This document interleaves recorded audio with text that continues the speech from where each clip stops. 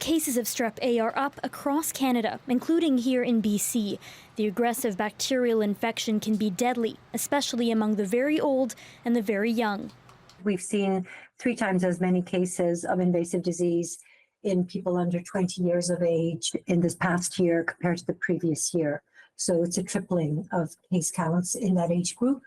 Strep A infections occur when the bacteria that causes strep spreads to sterile parts of the body, like the bloodstream and the brain.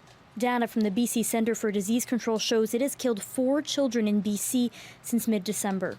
In British Columbia, a component of our cases that's on the upswing is one particular type called EMM1, which is associated with higher rates of severity and higher rates of mortality. The deaths occurred all across the province. Cases in BC have been rising steadily since 2016, with 547 reported in 2023. The Public Health Agency of Canada confirmed 4,600 cases nationwide last year.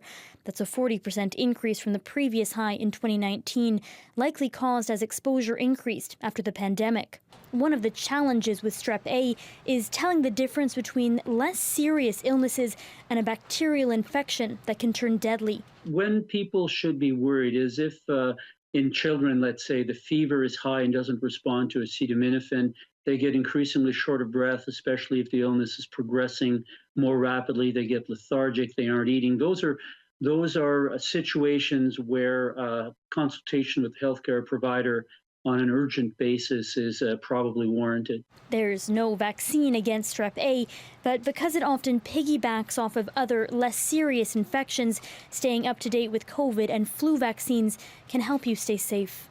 Michelle Ghoussoub, CBC News, Vancouver.